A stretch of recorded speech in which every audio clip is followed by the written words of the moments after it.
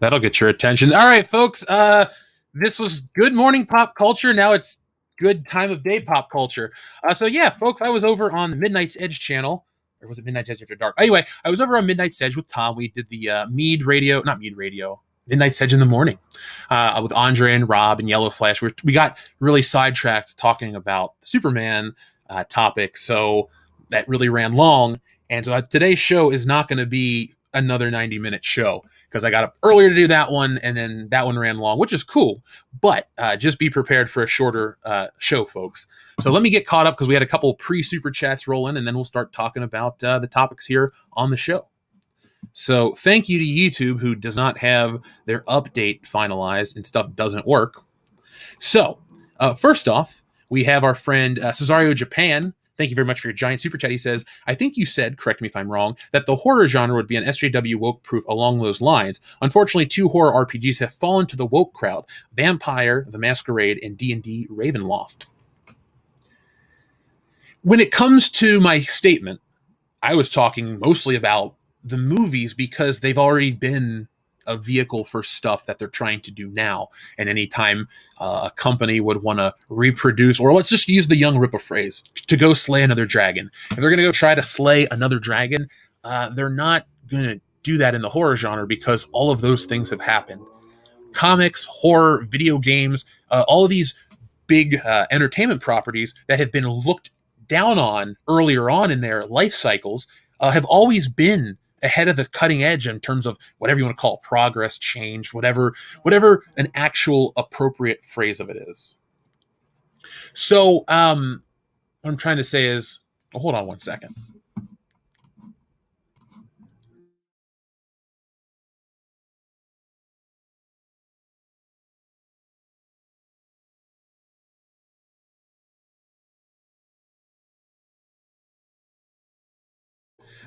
Sorry, the chip pancake threw me off, folks. So the point I was trying to make, though, is those dragons have been slayed. There's nothing to do.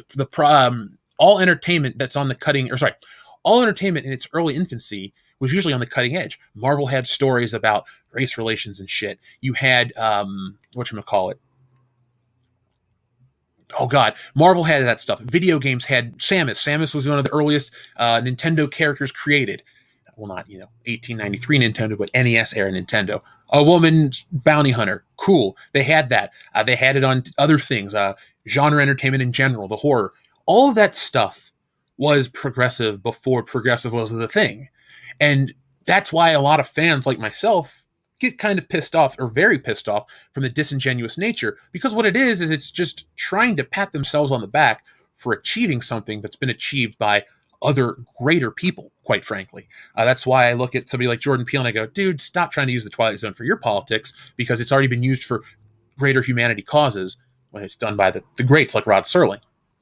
So anytime I can throw a little dig at the Twilight Zone from Jordan Peele, I'm going to. Sorry, folks. Had to keep you on your toes, too. So also, we had another one from Liquor Jim, who says, once again, I find myself unable to catch the show. Here's hoping it's a chill and fun GMPC. Keep working passionately towards your goals. Well, Liquor Jim, always do.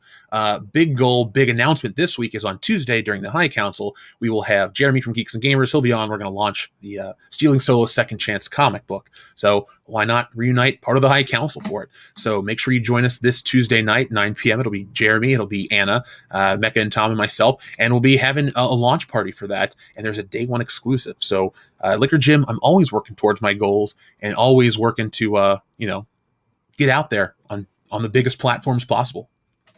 NG1T, thank you very much for your super chat sticker.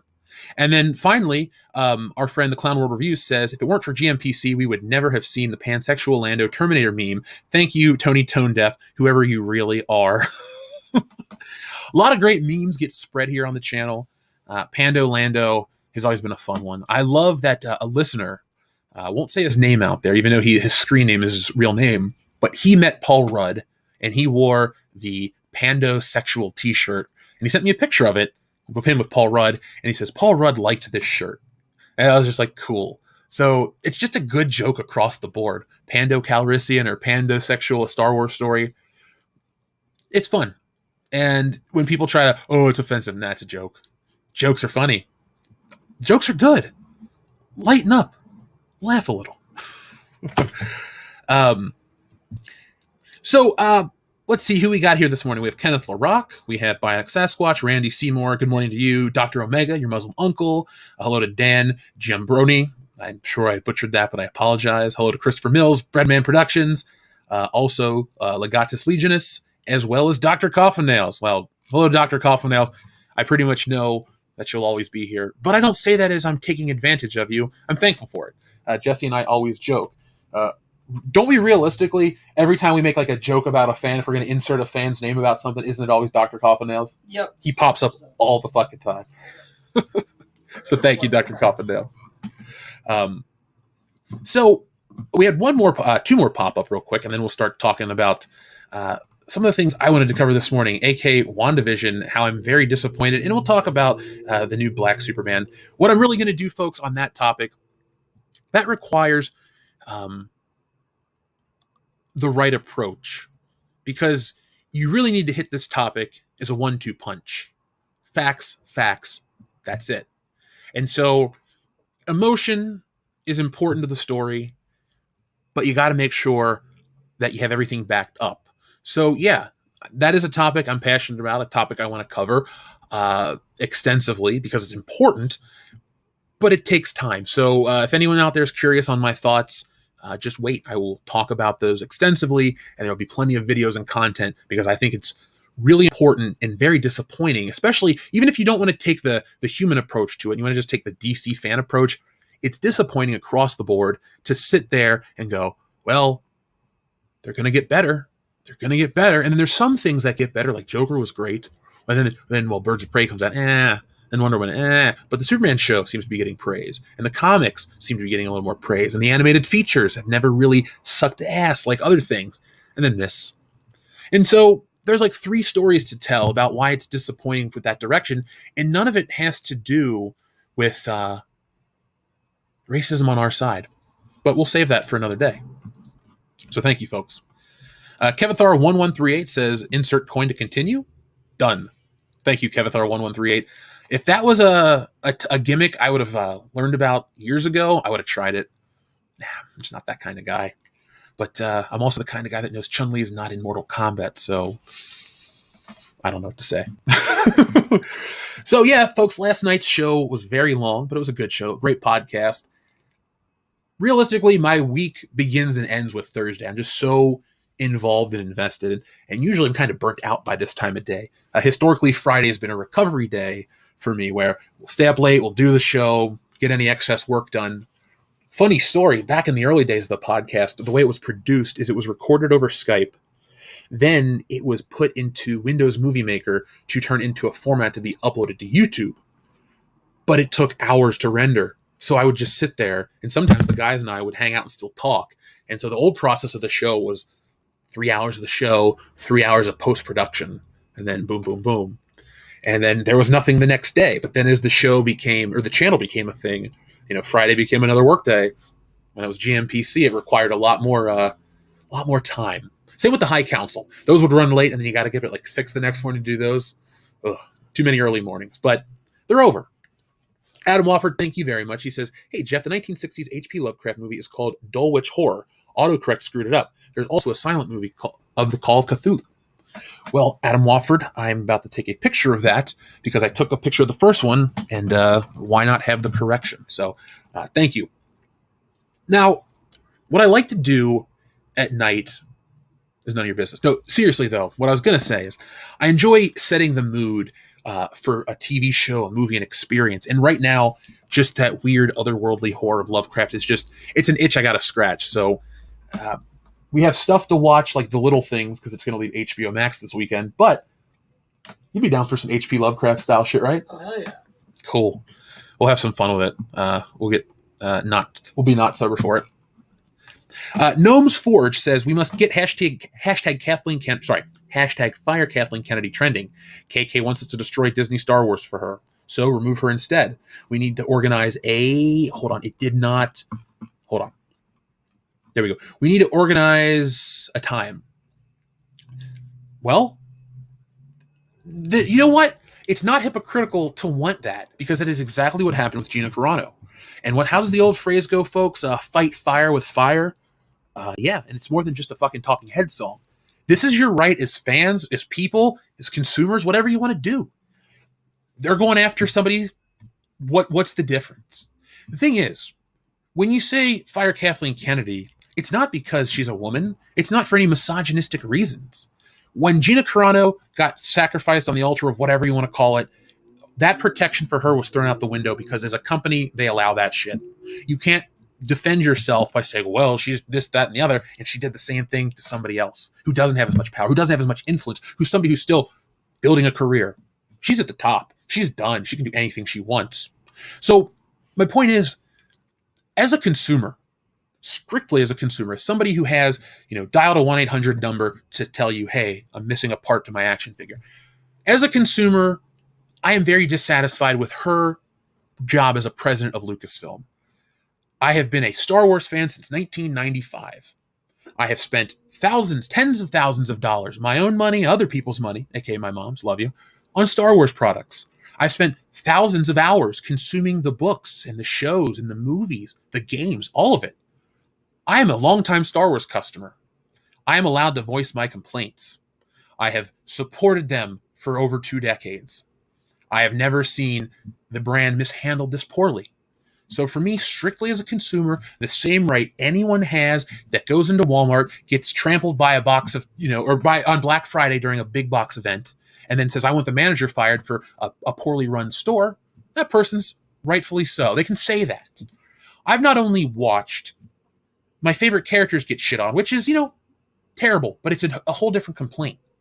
But then I get called terrible things based on my skin color, my beliefs, my ideologies, and you're the boss of all of that.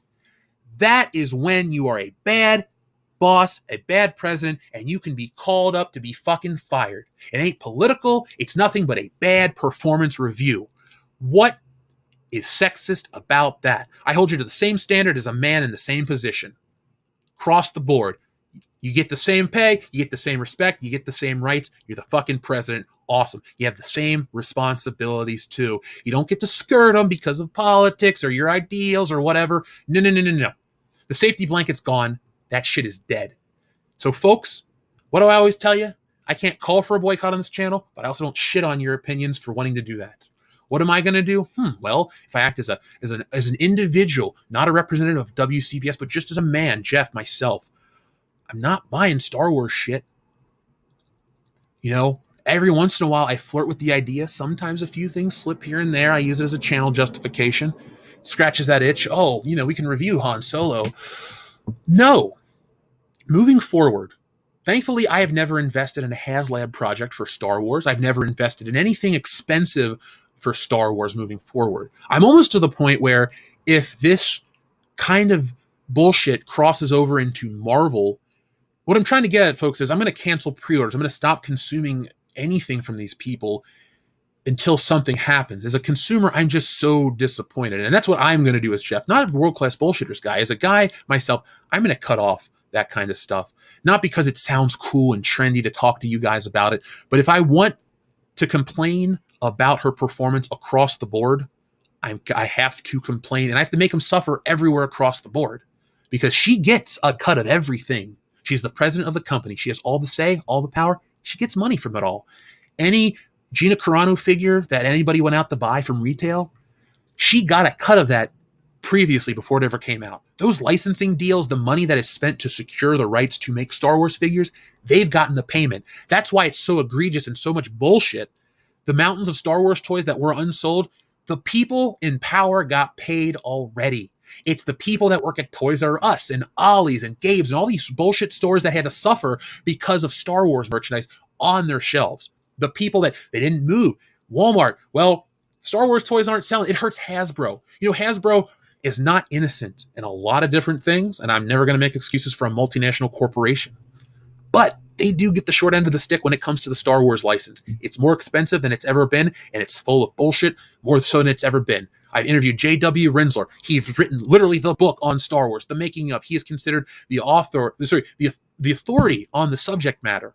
We had a discussion about the licensing and how it's changed across the board at Lucasfilm years ago. Yes, we discussed the idea behind the mystery box element, but they were really working on stuff like this too. There's a reason why people were kept in the dark about all of this stuff. This was all part of a long-running plan that really starts with The Force Awakens, and they wanted to continue through The Rise of Skywalker. Then it would have been a big success, but they forgot about the other element of all entertainment, the people who consume it. Okay, maybe you made your money on your movie by selling the rights to another movie. Awesome. But somewhere in that chain is going to come the consumer, and if there is no audience, you will take that loss, and you'll continue to take that loss. And I know we said last week money isn't an issue for some of these ideals. Yeah, but unilaterally across the board, if you're just shitting the bed consistently and everything is being tanked because you can't shut your damn mouth, you can't keep the people that work at your company under control, like, what the fuck is name a worse run entertainment company in terms of PR. For 3 years, going on 4 years now, we've had people that officially represent Star Wars dump on you. And it's okay, because you have idiots on Twitter and you have idiots that write for websites like Screen Rant that make excuses for those people and continue to allow this stuff.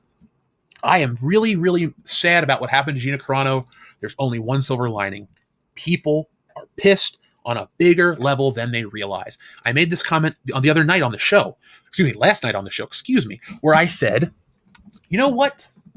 I have now seen what I would consider a normie talking about the Gina Carano situation. Yes, it's over a week late, but we're seeing cancel Disney Plus. I'm pissed off. All this stuff. People in his comment section, what is this about? Oh, let me tell you. They go, that's messed up. So it's starting to hit the normies. It's a bigger shitstorm than you could have ever realized in a million years. And now, the dominoes continue to fall. Fans won't forget. Geek culture fans are the most diehard fan group. Don't shit on them. We will deal with a lot of bad entertainment. A lifelong comic fan is in an abusive marriage with a publisher. Marvel and DC has dicked over my buddy Joel more times than I can count. Broken his heart with bad stories. Unfinished story. All this other shit. If you get into comics, you know that you're going to have your heart broken. And those are great creative decisions. Some of those decisions that happen, you're like, man, it broke my heart to see Jean Grey die. It broke my heart to see all this shit happen. But you're getting into it. Now it's just becoming this abusive relationship in all of entertainment, and you have to suffer to be in geek culture? Like, you want to talk about us being the gatekeepers? We're just trying to hold back the bullshit. So it's not even a fucking gate to hold out fans. It's all this other crap. It's like the fucking dome in the Avengers Infinity War movie. Those weird Thanos army, that's the bullshit. That's that crowd that wants to infect and ruin entertainment. Doesn't matter what they look like. The ideal is unilateral, just across the board. It's a hive mind mentality. They're the Borg looking for us. They want to assimilate. They want to change everything. Gina Carano's story is just that reminder that pay attention, look around, remember, shit goes down all the time. A lot of stuff goes on unnoticed. This is one of those ones that is officially noticed. So that's what's up. So, folks, I didn't realize they were in the waiting room, so I'm going to be joined by Tom, Andre, and Rob from Midnight's Edge. Hello, gentlemen. How you guys doing? Good morning, afternoon, evening, whatever it is where you is. Hello. So I was just giving my thoughts on some of the Kathleen Kennedy stuff. Where were we at when we stopped over on your channel? Do you guys remember what some of the points we were at? Actually, bouncing off of what you said is a pretty good place to start, because I that's one thing I've noticed and people have been bringing to my attention is that the normies have started to realize what's going on, and it started in other areas. Like I had a buddy who had no clue. He didn't care about Star Wars. He didn't care about any of this crap, but now he knows who Gina Carano is and who Cara Dune is because he's an eBay seller, and it's a hot commodity. I mean, and he knew it was before that a little bit, but that's the only reason he knew about this stuff was because of her, because her doll was selling so hot. Her and Baby Yoda are the only two characters he knows about from the new stuff. My mom called me, and when we were talking on the phone, she was like, what about this Star Wars lady? So, like I said last week, when my mom is aware of the situation, it's a big pop culture deal. She hasn't seen tons of huge movies, but when she knows something's I take that as a noticeable thing. Pay attention to this one. It hit everybody. Yeah, So, that's what I think too. That this was like a proper watershed moment. This is something that caught the public's attention, and in the worst possible way, where Star Wars and Disney is concerned, is what I think there. Because everyone knows, and I think everyone sees this wasn't right. Like this is just plain wrong. There was no reason for her to be cancelled this way. And I really think that many people got their eyes opened from this. It's my thoughts. Oh, dude, the reason I didn't respond to your other comment, honestly, was because I had my mic muted because of the cat. Pancake. Yeah, that is a... Look, I love Pancake. He is the goodest / the worst. He's That's doing all experiments, Dad. Just let him be. Let him be. Yeah. The best. I don't know what you're talking about. I'm always See? bad. See, I know him. I know him. I've been trying to get him a deal over on Midnight's Edge, so we could do experiments. I try harder, Tom, because you've been saying all this stuff for a long time, and I haven't seen any results. Well, Andre likes kitties, but he's got to see some results. Yeah, exactly. We're not in this for charity. I want to see Shit Pancake do his own. Tape of my experiments for you to look at, okay? I want to see Shit Pancake do a live stream, but getting him to sit still for that long probably be difficult. Did I get unsubscribed? Have you been doing Shit Pancake videos? I haven't seen none pop up. It's been a minute. Okay, maybe that's why. I'll check again. I'm on hiatus. Well, he was sick, and then he's been on this growth Oh. spurt. So we've just been trying to like nurse him back. He had this bad ear surgery, you guys remember? Yeah. And then all of that stuff. Not to sound like His eye just got right Yeah. again, so he looked funky for a while. So we were going to do the little lid inflammation, which can last for a long time after their surgeries. months. So it's only been a couple weeks since that's gone back to normal, and he's been really bad lately. So he hasn't been willing to sit. But we're planning in the next couple days to try to get another episode. That's cool. I miss those. Hey, I miss he's- experiments. He's a sensitive Coming back to artist. hiatus. He's a sensitive artist. You can't rush him. That's right. That's right. People don't understand. I'm a star. Perpetrated like he's not the hardest. Now, just for the hell of it, I pulled up the comments of this latest Bad Batch video. Since I've pulled it up and Sorry. refreshed the page, another 300 thumbs Jesus. down have appeared. Well, and I was surprised they didn't go after the Pedro AFI video, but the Star Wars ones went off the charts. I think there's a difference. There's two fronts for this Gina Carano fight, and everyone that's in the fight is on the same page, or at least it seems to be, about Gina Carano. But then there's the difference. I believe there's a portion of the audience who feels Pedro Pascal, what he said is just, is the same level, and he should have the same, same job loss in X, Y, Z. And then there's a lot of the audience that I see where people are just like, whatever, I like the show, but what happened to her was wrong, so I'm still on board. So it's a weird, you have people that are going to fight this till the end for her, but they're not going to worry about him. They're just going to go after Star Wars, Lucasfilm, and that. And I personally think he'll kind of just scoot away from Star Wars and go off and do his million other superhero movies and other projects he'll have forever. Well, it's funny you mentioned Yeah, that. The Last of Us, that thing there. Like I was he's gonna got that say, lined yeah. up.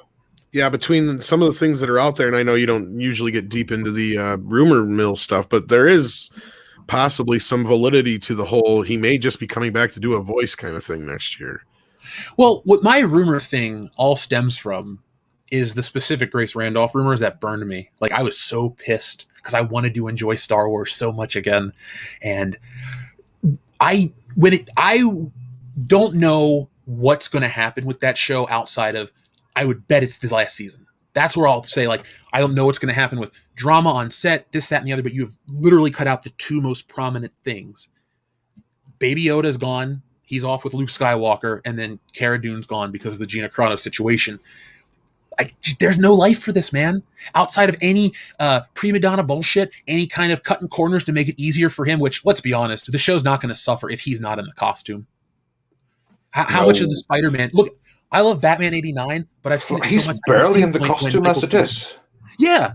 And like I was saying, man, I've seen Batman 89 a million times. I know when it's not Michael Keaton, and I know when it is in the suit, and you know what? It's still Batman. It doesn't really matter in those types of roles to me. So with him, he could be the voice forever. Who gives a shit? Like, that's all he is to me. Yeah, but Batman worked because he was totally street, man. It was that fight scene with him and the swords. It was because that was real. That shit was real. Yeah, and then he ends it with street.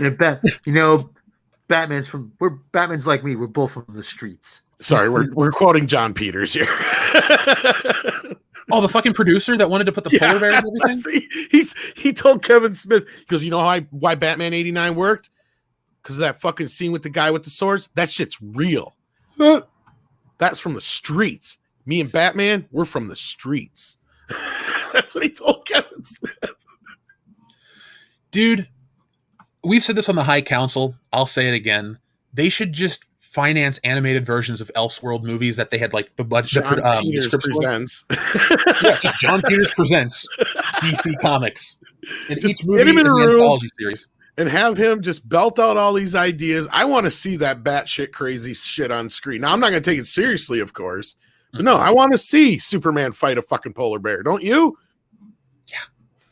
I want to see Superman, not this new Superman, but what I would love to see is the real Superman fight. You guys remember the 1940s serials?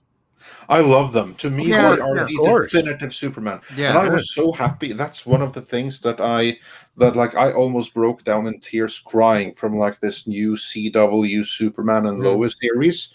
That like in the beginning, he has like this suit that's the first suit from the comics.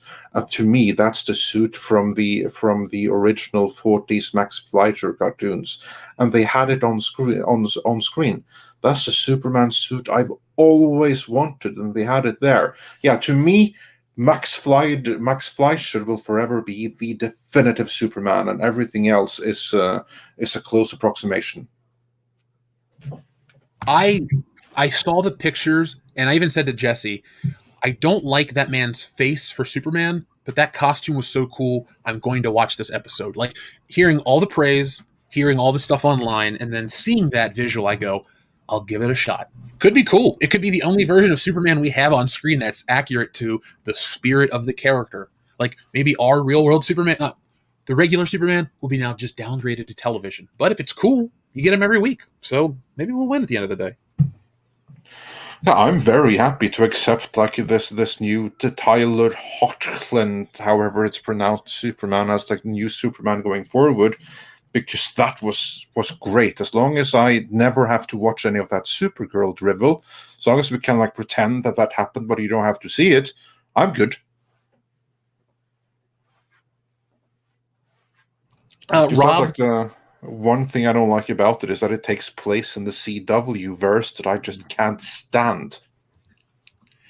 now, so that means it's the same timeline as well, right? Like, this isn't the same universe, but at different times. So Superman appearing is at the same time where the Flash is already in existence, or does this show take place in a different era? As far as I know, it takes place in the Berlanti-verse. So it should take time after all that Flash and Green Lantern stuff, and even after the Supergirl stuff, because this is the same Superman as that, and the same universe as Legends of Tomorrow or whatever the hell is called. Again, I don't follow any of that stuff, but this is supposed to be in that overall universe. So I just hope that they'll keep it as isolated as possible, because I just want to enjoy this one good cinematic show and pretend all the others don't exist.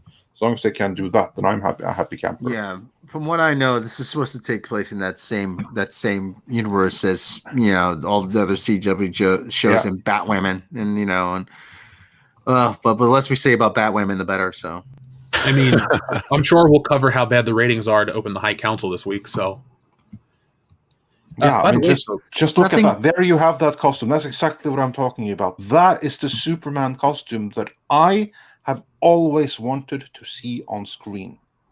Like, to me, the perfect Superman, and this is just me, but to me, the perfect Superman movie would be Zack Snyder doing his take on the Max Fleischer cartoons. Have it be set in the 40s and do it Sky Captain and the Land of Tomorrow style. That would be the definitive, if you ask me. But I'll take just seeing this suit on screen. It looks awesome. And what I love is that we've reached Okay, so Dean Cain, I like that Superman. He was my Superman growing up. Yes, Christopher Reeve is the best, but Dean Cain was the one that I Yeah, mine watched too. regularly. And Mine he- too. And you know what? He was just wearing, shiny spandex. It looked fine. Not really here to dump on the costume. We've reached a point, though, where an actor's body really isn't as prohibitive as it used to be, especially on the TV screen. Because, Michael Keaton was not a buff guy for Batman 89. He was just, in shape, fine, whatever. But that suit is what made him Batman. Thankfully, you don't have to have your full face covered up in a suit of armor. Like, they can replicate a fairly natural-looking muscular build for actors. And so I hope that keeps trickling down on superhero shows, and we get like the definitive versions that we can watch, week in and week out. I don't want to have to wait 5 years to see Superman, or never again, because it might be the J.J. Abrams version. Yeah. Indeed. Yeah. I agree, Misha Eugene. The guy's face is horrible. He doesn't look like Superman. He looks like Paul Ehrenreich. That's the only reason I was like, why didn't they get Brandon Routh? I mean, they had the multiverse thing going. He played him in another version. He's still young enough he could play him. Because he's already in this universe. He's playing some stupid thing on like the Legends of Tomorrow or whatever the hell it's called. I know, but I said they've already introduced the multiverse where he played Superman. Just have it be that Superman. That would be something. I'll have to watch this though. But again, to go along with, I think you're going to love it. I've been hearing from so many people, and people know my Superman, of course. Superman 2 was the first movie I ever saw that had Superman in it, right? I saw it on the television premiere as a kid. It was a big deal. I mean, Rob knows what I'm talking about because you get the tonight on the ABC Sunday night movie. Oh, yeah. And then they even had a big event about it. Like, it was, huge. And like the first movie, I remember they split up into 2 parts. And I don't think they did that. Did they do that for I think they did that for the second movie as well, didn't they, Rob? Because I think I had to watch it over 2 nights. Yeah. They usually play they would play the extended versions. Yeah, they did the extended TV cut. Yeah, that's right. So like it was like over 2 nights. It was a big deal. I mean, that was my introduction to Superman. It was Christopher Reeve fighting Zod in Superman 2 in the extended cut, like way back as a kid. So that is my Superman. I love that costume. I've always loved that S. This is probably my 3rd or 4th favorite Superman suit. Before this one has got to be the Kingdom Come Superman S. That was also pretty badass. Yeah, that one's probably my next one behind. And then I don't mind the black Superman suit, so that's probably my 2nd favorite with the standard S. But there's been some other versions of the S I don't mind. But I like seeing this stuff. I think you guys are right. I think I might gravitate towards this. I just hope they don't screw it up. But again, it's okay to enjoy something like this and still be mad about the whole JJ thing. And you, like you were bringing up earlier, Jeff, in your discussion, I was, when you were talking to the audience, that I agreed with is like, a boycott is one thing or what have you, if you want to do it, that's fine. Nobody's saying you can't. You're not necessarily supporting any. But one thing I think that needs to be important to point out is if somebody is doing something you enjoy, you should support it, because otherwise they aren't going to pay attention to that. If you don't pay attention to, that's what we were always trying to say about The Mandalorian as well, is like, if you are enjoying this, support it. That's the kind of thing, because then they'll see that it's big. And what did they see with The Mandalorian? It became the most popular Star Wars thing, arguably, since The Force Awakens. I mean, it basically shot Disney Plus up to 100,000 subscribers. 100 million. I mean, sorry. I wish they only had 100,000. I was thinking on our level. Great story. That would be amazing. Yeah. No, that's more like CBS All Access. Boom. Anytime you can burn them on this channel, please do. Tom, I got to say, I didn't realize what a Superman fan you were, and it's kind of refreshing, like hearing you geek out about the costumes. He's my favorite superhero. He is. I mean, people love Batman; they think he's cool, but no, Superman is, to me, the original iconic superhero. It's the baseline, what have you. I mean, he's the one. He's patient zero. Patient zero, exactly. I mean, you can't get any better than Superman because he's Superman. And that's why I had such a problem with Man of Steel. Sorry, Andre, but it's not a Superman movie to me. And I get all the excuses and bullshit and blah, blah, blah, blah, blah. But it's like, no. Then make something else. We wanted Superman. I went into that movie with a kid I'd been raising since 2 years old, who was, 6 years old, perfect age for Superman. And I was disappointed, not just with the movie in that level, that it was a disappointing movie, but also disappointed that my girlfriend's kid, who I'd been raising, could not enjoy this film because it was dark, it was fucking depressing and loud and obnoxious. And he got freaked out in the theater and he couldn't deal with it. And I get it. That's okay, fine for those who want an adult Superman, but Superman should be one of those characters. Batman's a little different. I wouldn't necessarily take a younger kid to a Batman movie, pretty much knowing that Batman's a bit more hardcore, bit more dark. You know what I'm saying? Like, yeah, that's more 9, 10, 11, 12-year-old kid age. But you should be able to trust that you can take a kid at the age of 6 or 7 to a fucking Superman movie. And I get it. It's PG-13 and all that other kind of stuff. And I'm not saying you can't make adult Superman movies and stuff of that sort, but you got to have something there for the kids. Superman, that's what kids want to be. They want to be. That's what I wanted to be. I saw Superman. I want to be Superman. I want to be that guy. I want to be able to be the best I can be. You know what I mean? Like, yeah, that's what always Superman was. Clark Kent wasn't. He was, you know, the greatest, you know, son, and you know, eventually became a father and all that kind of crap. But you know, like, that's what I always wanted to gravitate towards, was this guy, even not just the superhero part, but just what he stood for. You know what I mean? Mm-hmm. Well, that's the reason I asked you that, because I was like, dude, low key, they got this new Superman figure out you need to pick up. I got one. It's awesome if you can find it from Batman Hutch. But with Superman, I love how comfortable the character has been, no matter what era you jump in. Like I said on the show last week, I bought a tablet so I could read comics, and I was like, I wonder what's a good story. And I just kind of jumped in from different decades, but there was always this like warmth that came with it. And you know, Zack Snyder, I like his Dawn of the Dead remake. I like Watchmen enough. He just wasn't, you know, the right guy. And the answer I had to the question you were saying, or kind of posing, is another question. Why can't they just go the animated series route? Please. Superman the Animated Series was the perfect representation. And just because you want a PG-13 movie, that's cool. Superman himself doesn't need to be dark and depressing and an asshole. The world can be that, and he can be that shining optimism, and you don't need to make him a joke. You have Shazam to play up the big red cheese element, but Superman is the big blue Boy Scout. Show some respect. This is that time. Superman is the character that people need right now. He's the first. Some would argue he's the best, but what he represents at his peak is kind of what the world needs. And so more and more changing, subverting expectations, altering that core, it ruins not just the character, but everything it influences and inspires. I mean, shit, in Ohio, Superman's such a big deal. We have official Superman license plates that you can buy from the BMV. And yes, where I live, it's called the BMV, not the DMV. And so, you know, he's just this part of Americana. He's woven into the fiber. And I don't like when he's changed or bastardized, because that just means that fiber was never as sturdy as you once believed in. Well, and I see some people like, and I get it. I said the whole PG-13 thing in the chat, but you guys got to remember, there's no consistency with the PG-13 rating anymore.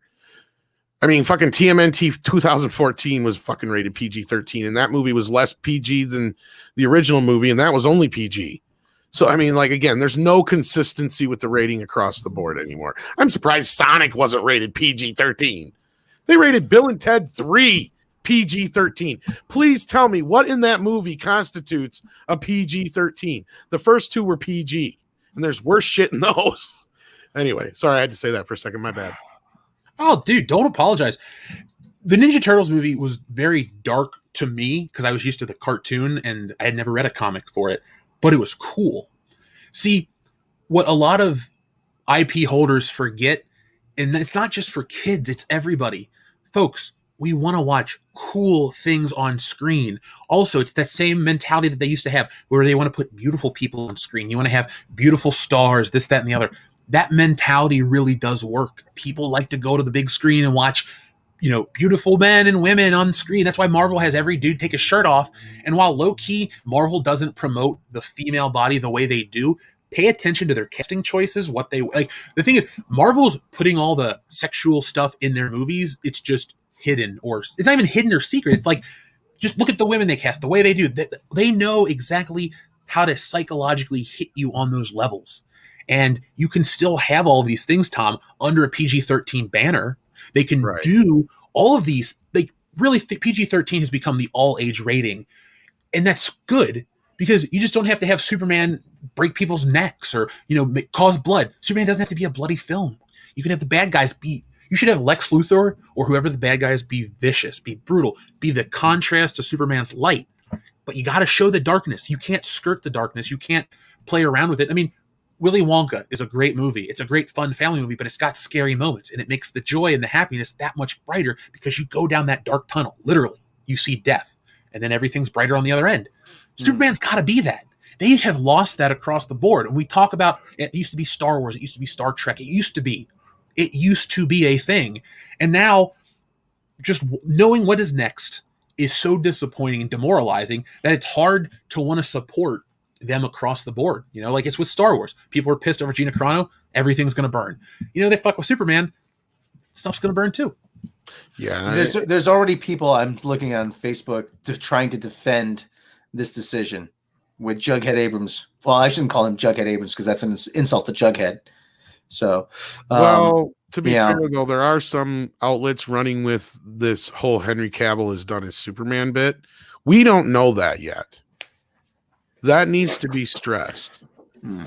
It's likely to assume, though, but yeah, we don't know that for 100% certain yet. Here's the thing, is that the whole reason this started a couple of years back is because they didn't renew his contract yet. But he had been in discussions with them for some things. And again, I think a lot of this will balance on how the Snyder Cut is received.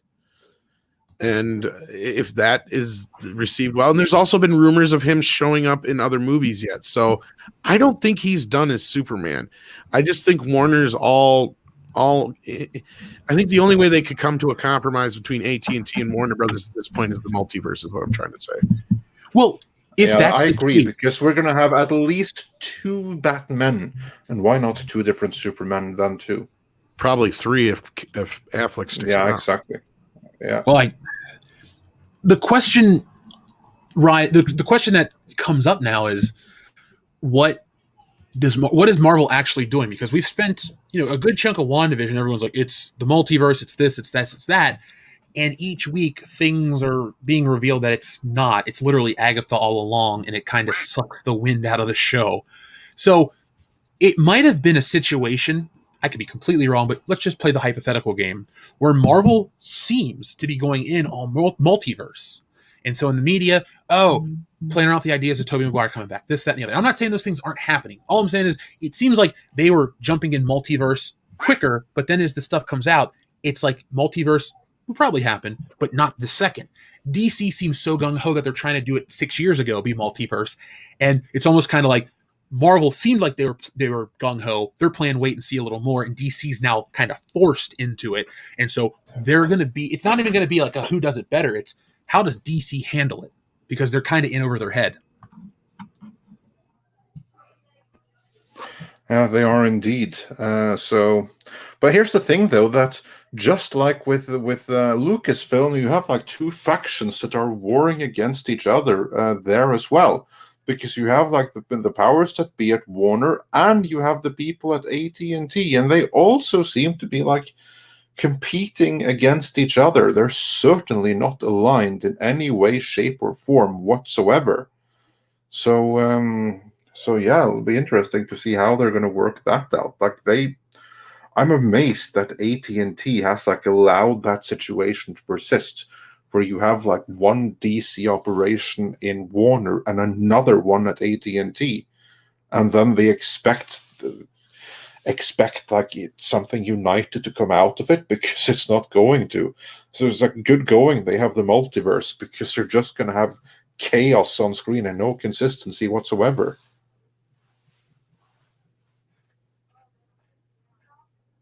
And we lost our host. You did? Really big. Oh no, I'm here. Sorry, my mic was muted for Ship Pancake again. I was just going to say that, or Ship Pancakes. Ship Pancake. He's adorable. He earns his name. Counter again. Yeah, he wants to go up on our counter now. He's broken dishes from the sink. He'll go in and knock dishes out of the sink. He shouldn't be in there. He's making sure gravity still works. Haven't you seen his experiments? He's a great scientist. Yeah, you guys put stuff on my surfaces all the time, and I gotta keep them clear too. It's really not nice.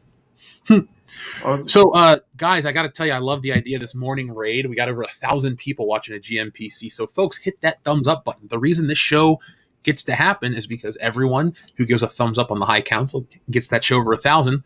Well, Yes. the following week, there's another show. So, keep hitting that thumbs up button. Sorry, we went a little long on the other side of things, but yeah, that was kind of like a half-assed planned thing that we happened to pull off surprisingly well. Dude, I had a good time. I don't care about time imbalances or shit. I thought the conversation over there was excellent, and I'm glad that we were able to continue it over here. I'm having a good time. I know this show can't go as long because I got other stuff planned in the day, but it doesn't bother me a bit because it's about quality, not quantity. And I think for the time we've been on so far, with the exception of my mic being muted, we haven't had a bad moment. So let's just continue. Indeed. Now, Gnome's Forge, we just read yours. Thank you very much. AJ Journeyman says, can we send you super chats regarding the after hours shows, or is there another place we can discuss? I don't have Facebook. You're on Twitter, AJ Journeyman, so you can always send us DMs on Twitter. Worst case scenario, worldclassbs@mail.com. And the headline just say that, Kendo send to Jeff, and Kendo does.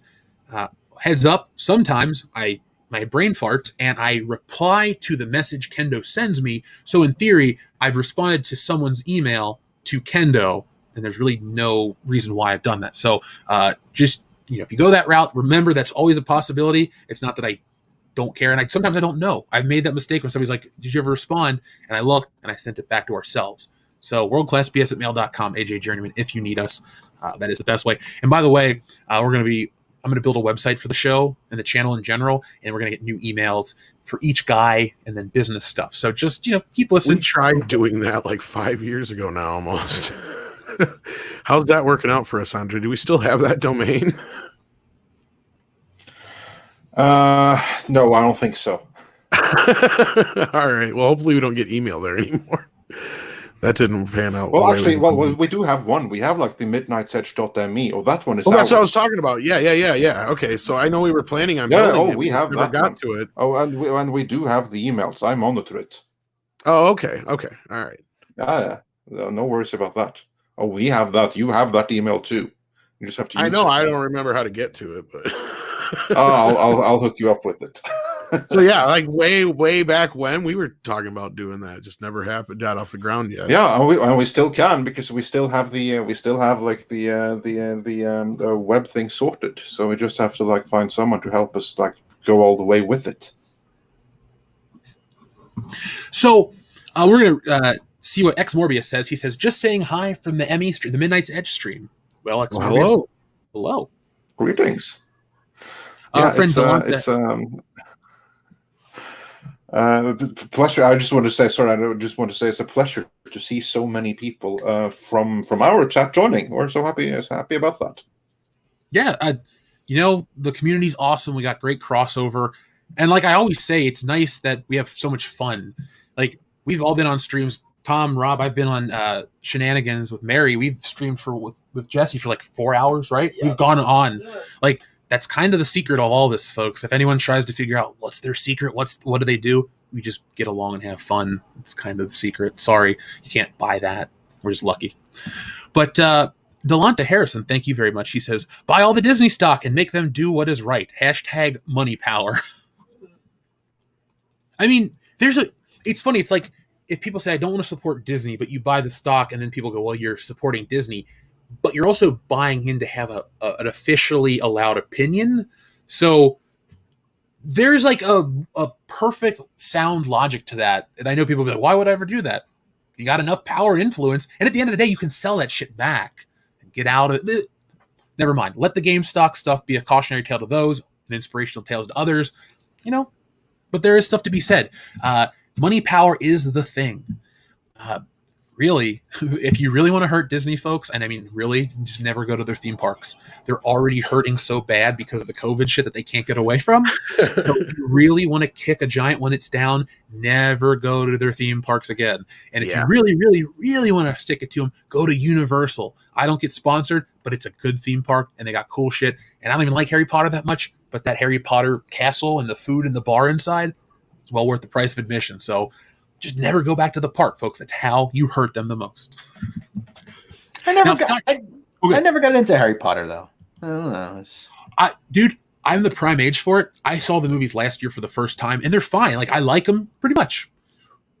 But the theme park is just like a big castle with like alcohol and decently priced food for a theme park. So that's where I'm like, hey, go there, eat, drink, be merry, go to the Simpsons, hang out, Jurassic Park ride, all that shit. It's cool. Or World now, right? I have to say, yeah, I had a blast at Universal Studios when I was in LA, like now 2.5 years back. It was amazing. Loved it. Like Simpsons it was so World. much fun. Yeah, Simpsons was brilliant. Simpsons Like, World, the that'd be Simpsons all over World was that. Yeah. Awesome. Yeah. I got seasick from the simulator, but it was awesome. Andre, I gotta say, it's awesome seeing you use the drawing I did of you as your icon. So it's cool to see. It was awesome that you did it. I love it. It was brilliant. So thank you for that. It gets so used in our anyone videos as wondering, well. Yeah. Jeff is the one that's using. You know, this is the one I always use in streams like this. Is this one and once in a blue moon in the videos as well. So thanks for making it. That's absolutely. Yeah, I love it. And to anyone wondering, do I really look like this? Jeff, you can confirm that I really do, can't you? You do. When I saw the reference photos and stuff, I was like, that's the face behind the voice. It took a second, and I'm like, oh, okay, cool. That's 1-to-1. That's what you look like with my style.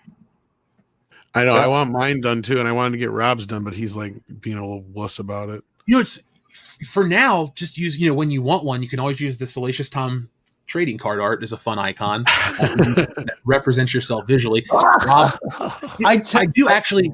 I want to draw something for Rob because I've drawn Mecha, Tom, and Andre. I sent you the picture of me actually that Mecha took of me. So I mean, you didn't get it? Oh, no. But what do you want to be in the photo? Do you just want me to illustrate that? You want me to turn you into something crazy, different? You want me to draw you literally as Super Mario? Yes, we want that. We want Rob as Super Mario. We do need one just regular, but yeah, otherwise some fun. Okay, well, you know what? We'll give it to the chat. If the chat wants me to be a Super Mario, Jeff portray me as Super Mario, and I think I know what's going to happen. Put one in the chat. I say both.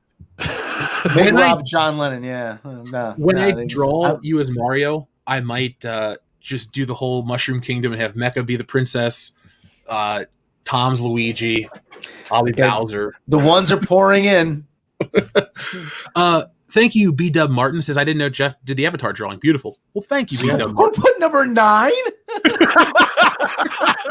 Number 9? Number 9? With number 2, there is no option for number 2. Take recognize 69, number 9. 1E? What the hell is that supposed to mean? A lot. Also, Seamus McFlannery, thank you very much for the compliment. Yeah, folks, that's why on Tuesday I got a comic coming out. We're relaunching. It's got a painted cover from Anna, that Star Wars girl, but that little icon of me is from that original High Council cover. Actually, let me show that real quick. Actually, you know what? I was going to say draw me as John Shaft, but it won't work. I mean, if I draw it, though, how could you get in trouble? Yeah, that's true. Yeah. See what I'm saying? Like, I'm the artist behind it.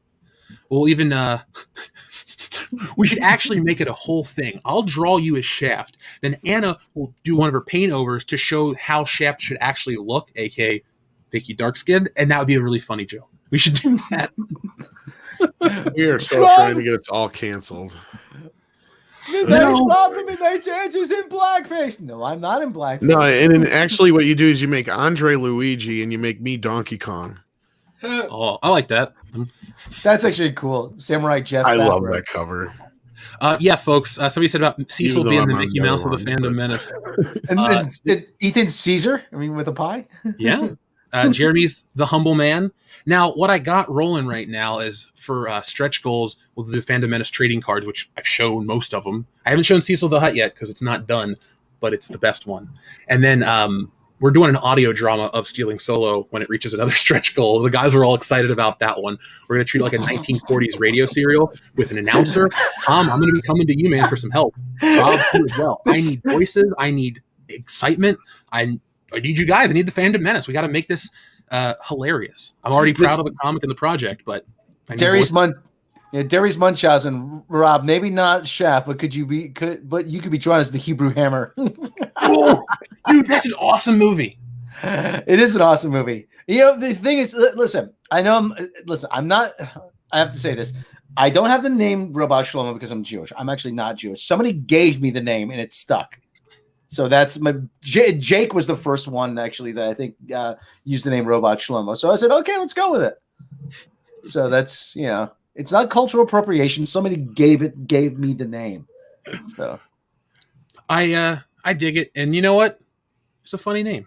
It is. It's unique enough that makes it easy for people to find me on Twitter and YouTube and everything. So I mean,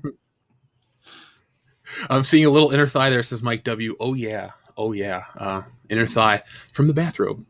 But yeah, folks, that's Tuesday. That'll be live during the show. Jeremy from the cover will be there from Geeks and Gamers, and we're gonna probably launch at about the 10 o'clock, the second hour of the show, and that means that 24-hour period will be to the next night. Proper says read his chat. Yeah. Did he send a message or a super chat? No idea. He says read his chat. Oh. It's for the afternoon. This is the morning? Is that what he's saying? Oh, well. I see him. But yeah, folks, join us Tuesday. It'll be 24 hours. It's the only time you can get that High Council cover. We're also going to debut the Anna painting, which is the big one. It's amazing. That's the one I'm on, right? You're on that one. A lot of people. Some surprises still. The theme's Return of the Jedi, folks. We'll talk about the thematic reasons for later. But, we'll talk about that then. So let's see what the audience is saying, because a lot of people have sent in super chats. I don't want to make everyone wait. So Scott Gentry, thank you very much. He says, Star Wars only exists at my gaming table. I've told better stories on the fly when a player rolls a triumph than the current owners can do with a 30-person think tank. Scott, I always say the best Star Wars stories are the ones we make up in our minds between the movies, between the shows, between or after the trilogies. It's almost one of those situations where less truly is more. You let the characters represent their big moments on screen, and then they kind of live within, in the audience. And that kind of stuff carries over into your games, into your writing. It doesn't even matter about fan fiction or whatever. Like the influence, it works across the board. And, I guarantee I've come up with better shit on the fly for a Star Wars movie than what's out there these days. Everyone here can pitch a better episode 9. And it's not to take away from your comment. What I'm trying to say is there are more people out there doing what you think. When we went to our first convention as World Class Bullshitters, a listener named Jeff the Iron Wolf, that's a screen name, he says, hey man, I'm rewriting The Last Jedi, check it out. Like, people are really rewriting Star Wars, and they have been since its inception. So only a couple of people's rewrites count, but it's a thing to rewrite Star Wars. So hashtag rewrite Star Wars. Make it your own narrative. They've made it their own narrative. Take it back. Fuck. Thank you, though, Scott Gentry. Master Clockwork says, why I hate the term entitled fans. I'm a customer. Of course I'm entitled to complain about a bad product. They are not entitled to my money. Master Clockwork, I agree. Some would say that is a colder approach, but it is an accurate approach that is harder to argue. Realistically, my feelings, this and that. Nah, but I'm a customer. There are certain things that are kind of built in with that expectation that the people that want to fight you, that have a differing opinion, well, they're customers too. So you'll always be able to hit them where it hurts, because they're passionate about something else that you're not about. And that's how you can kind of flip it on them. It's like, well, what are you passionate about? Blah, blah, blah. And then they can understand. And then once people can understand, they can push forward. Yeah. And as far as some of these, big companies go, I'm not a big fan of the use of the word consumer over the word customer, unless it's about food usually, because to me, it just makes me feel like I'm being talked to like I'm cattle. When somebody uses the word customer, it seems to have a little bit more respect. And that's just me again, but that's just me playing the word game. How about the term bill payer? That one's a nice one too. I like that one. Because that's what we are. We're the one paying we are bills. Yeah, it's funny. For every actor, not even actor, really, it's like let's stick with the Star Wars people. For everybody that works for a Star Wars branded property that wants to shit on us, remember Chuck Wendig and Ryan Johnson and all these things. The reason you got paid your advance for your book, or you made your directorial salary, or your editing salary, or your writing salary, is because Star Wars has been funded by fans for decades and decades. Like, people forget that's how the business aspect works. People go, well, Disney made $40 billion from Star Wars, or just some hypothetical number. Yes, where does that number come from? That's not from other businesses. In a way, you could argue, well, it's what they make from licensing and this and that. But at the end of the day, it's for us. And we pay those bills because it's the chain of command. And thankfully, nobody's so in bed with Star Wars merchandise that if the fans we're done with Star Wars, it'll tank a business. Like, it won't hurt Hasbro because they make more money from Marvel. It's not going to hurt Hot Toys because they make other properties. You're not going to hurt anyone anymore on Star Wars by just cutting it out of your life. Even the people at the top that say, oh, you're going to hurt the, like even me who says Hasbro gets the short end of the stick, at the end of the day, they're going to bounce back because they got Marvel, they got My Little Pony, and they got G.I. Joe and Transformers. So, yeah. Sorry. Got a lot of energy because I haven't, Tom, you'll appreciate this story. I've been off of caffeine all week, and so I'm having an Eddie Murphy moment. So I'm about to start talking about super cops and all this other shit if you don't stop me. Thank you. So we also have our friend Dr. Coffin House, who says, I fear all we have done is to awaken a sleeping giant and fill him with terrible resolve. Admiral Isakuru Yamamoto, 1941. We've created the monster. Well, not even we, society has created the monster. It's one of those situations where you can't stop it. You got to take the thing out and burn it in the fucking windmill. Do you want to? No, because there's a debate. Is it a human? Is it living? Blah blah blah. But the point is, society created it. Society can rehabilitate it and fix it because it's a fake problem. If it was a real life issue, okay, I could understand if there are real people being hurt. No, people are being offended. People are being slightly put off. They didn't like what they saw. No, let's stop being able to ruin someone's life because they were slightly offended or they didn't like a joke or they didn't like a TV show. No more. We also have our friend Mitch Thibault, thank you very much, who just sends a super chat sticker that says thank you. Well, Mitch, thank you right back, and I like your Wile E. Coyote icon. Grand Wazoo 42 says hiya. Hiya right back, Grand Wazoo 42, and thank you very much. Space Monkey 0899 says the Halo TV show has so many red flags that it will be bad. Now, Space Monkey 0899, tonight on Mindless BS Gaming, Jesse and I are going to be starting Halo 2, the Master Chief Collection's Anniversary Edition. We'll be discussing a lot of Halo, but as a fan, I need the Halo show to be good because I'm just dying for some video game representation on screen, to be good, to be fun. But I'll call it like I see it, dude. I'm not going to make excuses just because I want something. Mr. Tickle Trunk, thank you very much. He says, we nerds, geeks, and outcasts love this stuff before it was pop culture. We're used to name calling and lies. So that's why we're strong. They're attacking a fortress, and we're not buying into their wooden horses. Their wooden horse is empty. You're right. We're not buying into it, Mr. Tickle Trunk. We have to just call it all out and deal with all you guys are talking about all the bad stuff. But that's all they're putting out right now. Somebody's got to save it. The fans, the people that need to consume. What? Cobra Kai is good. Cobra Kai. Dude, I'm still behind. You know what I've been watching instead? Infomercials from Adult Swim. Yeah. And also, everyone here that has seen it are just giving nothing but praise and love on Superman and Lois from the CW of all places. So if there is something good, obviously we'll talk about those good stuff. They're just so few and far between. So, sorry, I had a really crazy text message. I'll have to check that out in just a second. So let's get back to the audience, folks. Matt G, thank you very much for your slice of pie. I'm going to eat it before Ethan gets it. AJ Journeyman says, former wrestler Bobby Eaton had a saying for those SJW types. Fuck around pretty easy. Sorry, fuck around pretty soon. You won't be around. I kind of like the old wrestling mentality. Folks, not everyone's a wrestling fan, but everyone should know who The Undertaker is. True story. Guy named Shawn Michaels. It was a little bit of a problem behind the scenes. He was supposed to lose the belt to Stone Cold, which meant Stone Cold would become the face of the company and bring him on to prosperity. But he was known to be a problem, and The Undertaker had to stand there and threaten to kick the shit out of him legitimately if he didn't do business. So that mentality has always been behind the scenes. Sadly, it's gone these days, but, different times, different world. Thankfully, nobody gets hit with chairs the same way anymore. Andre's thick Nordic hammer says, "Hail panel, hail chat."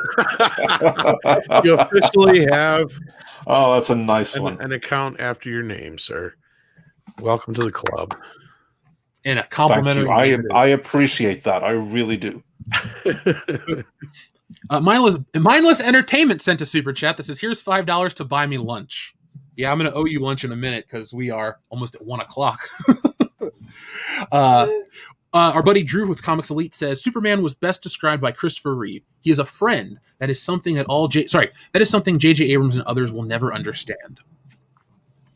Well, because Drew, when they were making Superman, the Salkinds, for all the mistakes they may have made or didn't make or made on screen or forgot to leave out there, like, they at least approached real people to get involved. They wanted, I think Mario Puzo wrote a script early on. Tom Mankiewicz, who worked on Bond, like, they got real, like, the people of their day to get it across the board.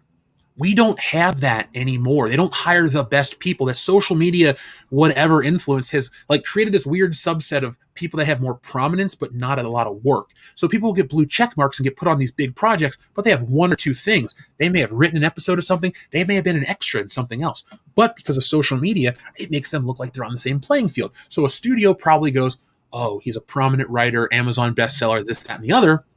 But we don't look at the metrics of the greater scale. And so we act like the people that are attached to these projects mean as much. Christopher Reeve was an iconic actor who, I believe he studied at Juilliard, and Robin Williams was his roommate. So he's an actor's actor, a real committed guy. That's not to say that people like a Michael B. Jordan aren't committed and actors.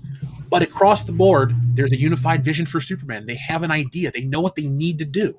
See, when a company has to launch something new, they have to kiss ass. Look at The Mandalorian. They hooked everybody. Now they can fuck around.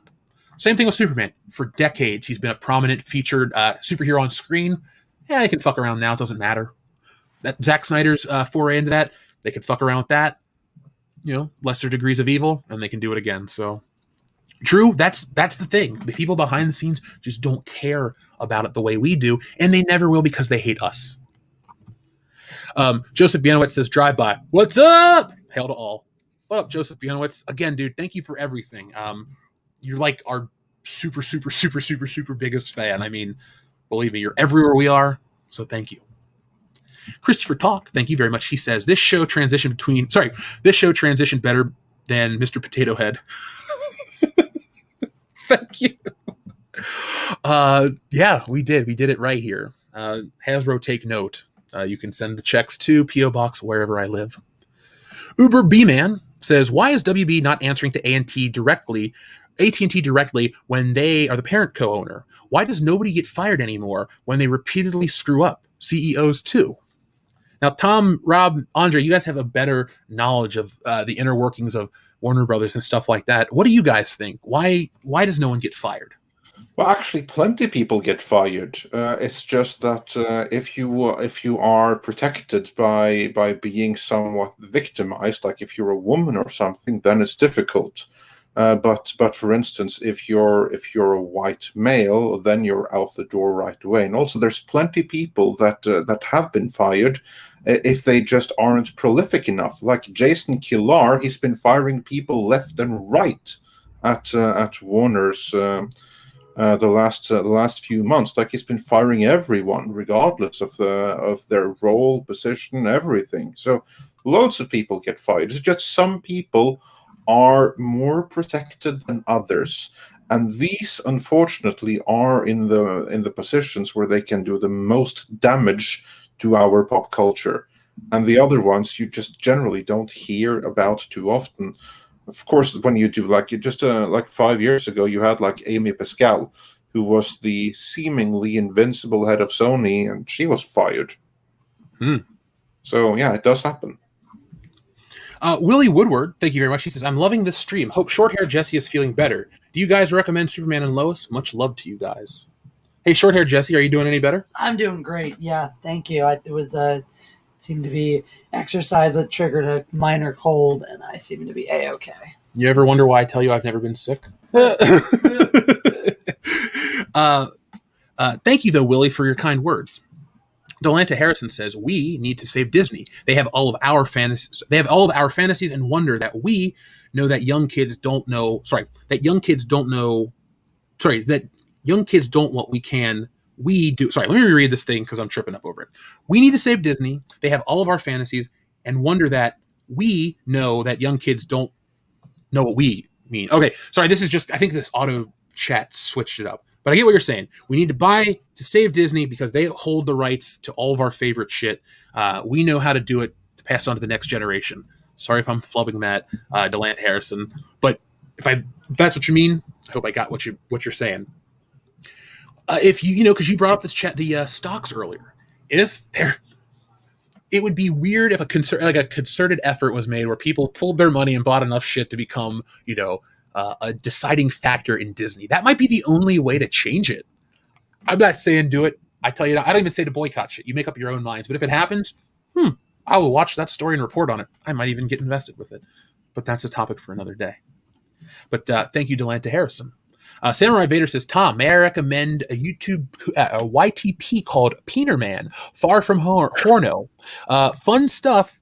Or Far From Homo, funny stuff. Also, here's some money to save Jesse and the cat from California. Run, Jeff! Peener Man, huh? I watched it last night. Samurai Vader is honest. It's fucking hilarious. All right, I'll check it out, man. Just don't watch it when you're on a stream because you'll break down laughing and you won't be able to focus. I try not to do that stuff too much. I'm always doing other things, but yeah. Folks, hit that thumbs up button. By the way, we have over 1,000 people watching, but only 636 likes. It helps the channel, makes more Good Morning Pop Culture possible. So, yeah, hit that thumbs up button for someone else, even if you... Well, what the hell am I saying? You're all here for Good Morning Pop Culture. Hit it because you like it. That's how it works this time. Buck Adams says, Tom, I got a cool-ass avatar for you. Where do I send it? I shared in the chat my email. Otherwise, you can always send it to me on Twitter or something like that too. So, but yeah, I think he got the email earlier in the chat, but I'll throw it in again just in case. So so there you go, folks. That's the way to contact Tom. Now, we did have another super chat from our friend Paulus Plain who says, world class bullshitters, dude, get rid of the horns on the helmet. Norwegian Vikings didn't have them. Well, here's the funny part about your super chat message. Actually, who sent that? Sorry, I'm not trying to be Paulus Plain. Yeah, he was one of my countrymen. Now, remember, I didn't put the helmet on there. No, you didn't. I did. Yeah, you did. So all helmet-related complaints should be addressed to Tom, care of Midnight's Edge, P.O. Box, whatever's in the email. I'm joking, dude. I'm just letting you know that was. And Andre's like, I'm like, I can take the helmet off. He's like, no. Leave it. Yeah. No, I just think it's hilarious because like that image is like a romanticized version of reality. Just as the Viking helmet that actually came from Wagner, that also did the romanticized versions of the Vikings. That's where it's from. So then you have like two romanticized images. So why not mix them together? So yeah, all complaints for the helmet there should absolutely be addressed to Andre and Tom, P.O. Midnight's Edge. Yes. Jeff is completely innocent in that. Yes. In the words of Snitsky, it wasn't my fault. I'm just joking though. Grin Akuma says, panel, favorite MK character? Why? Much love and nice weekend. Well, thank you very much for that nice message. Scorpion. Andre, do you have a favorite Mortal Kombat character? Scorpion by far. Him and Mortal Kombat 3 style Sub-Zero. He's my second favorite. You're a fan and also Ultimate Mortal Kombat 3 Noob Saibot. So yeah, I have a thing for the ninjas. Rob, do you have a favorite Mortal Kombat character? I don't. Mortal Kombat was not something I played a lot of. You told me Chun-Li is your favorite character. You fucking Exactly. That's what I was gonna say. Fuck. Fuck, man. Sorry. You know who's my favorite Mortal Kombat character? I give the default answer when I don't know. Norm Macdonald. Hey, I see you got something coming out of your hand there. Hey, it's time to do the fatality move. All right. You don't have to stab me. I'll come closer. Our friend ST Red Wolf sends in a super chat sticker of a slice of pie. Thank you very much. Oh, by the way, Grin Akuma, I didn't answer. Used to be Liu Kang, probably Sub-Zero. But I do like Scorpion as well. Swinging Cod, thank you very much. He goes, "Hey, Tom, I have a broken arm. Could you help me move this couch into my van?" Fuck you, Swinging Cod. I understood that reference. Thank you, Swinging Cod. We're friends. You know what, Swinging Cod? When we do a drunk stream, I'll read those as I'm drinking. That'll be sloppy. No. Finally, we have our last super chat of the day. Raygun74, who says, sorry, Ray Young 74.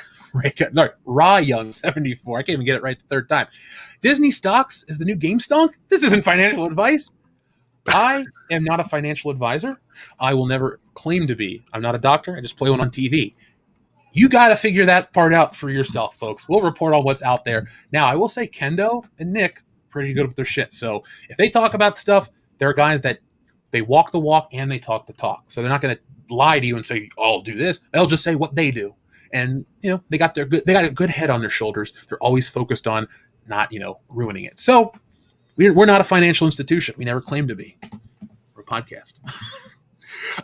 Praxium, thank you very much. He says, Lucasfilm is akin to a bad meal at McDonald's. The employees don't care, nor does the manager, except for those couple of dudes running the fryer. Good parallel. Yeah. Because Star Wars... What? I was just saying, Rob and I have, and Andre, I'm sure, has too. It's from time to time, and others have called this whole thing the McDonaldization of pop culture, basically. Oh God, yeah, it's the Disneyland effect, the Disneyfication. There's actually a psychological phrase for Disneyfication. It's to take like something and simplify it and break it down to its most basic elements. Like it's to wipe away any element of controversy and have the most pure form of what you can market and be safe. Like that's really what their whole plan is to make things so uncontroversial that they can't offend whatever audience they're trying to sell to. It seemed to used to be that way. At least for a while. Thank you, Swinging Cod. He says, Tom, do you like Scorpion because he sticks a spike in other men to bring them closer to him? Because Swinging I do Cod? too. I'm so not liking Swinging Cod right now. Well, your Muslim uncle says, to hear Andre say ninja in Norwegian. In Norwegian, ninja in Norwegian. Okay, the Norwegian word for ninja is ninja. Oh. Not a surprise. Not really. Folks, we have reached the end of the Good Morning Pop Culture crossover with Midnight's Edge, but that doesn't mean we're... Oh, wow, that was fast. Yeah, dude, it's already 1:00 here. Jesse's got her stream over on Live It in like 90 minutes, and so we got to figure out to eat and all that stuff too. So, folks, you can catch me tonight over on Halo Friday on Mindless BS Gaming. You can also catch a video. I should have one out tomorrow. And then Tuesday, the High Council, the comic launches. Make sure you guys are signed up. I'll put the link in the chat one more time. We're joined by Jeremy. And we also include Anna, that Star Wars girl. She'll be on the High Council. So, yeah, join us. It'll be a fun show. We launched the comic, taking a look at this painting, the premiere of all that. And it's going to be a big night for the Fandom Menace. So before we go, Andre, where can we find you on the internet, sir? You can find me over at Midnight's Edge, alongside Tom and Rob for the most part. Tom, we know where to find you everywhere on the internet, but tell everyone where we can find you.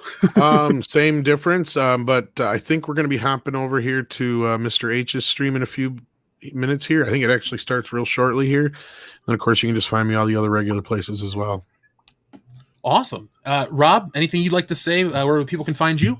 You find me Midnight's Edge, Midnight's Edge After Dark. I turn up on Mecha Random 42's channel every once in a while. Listen, I always tell people, listen, I'm not exactly a hard get. Okay, you ask me, and I'll turn up just about anywhere. So, well, we're glad. He likes beer and pretzels. Yes, beer and pretzels and pizza. Don't forget pizza. Yeah, pizza gets them coming real quick. Whoa, phrasing. I mean, it does to me too. So who am I to judge? So, folks, we're going to go. We're going to head out. We'll be back next time with more. I'd like to thank each and every one of you. Make sure you guys are signed up for that comic. And until next time, folks, be smart, be safe, be cool, be vigilant, but always be excellent to each other.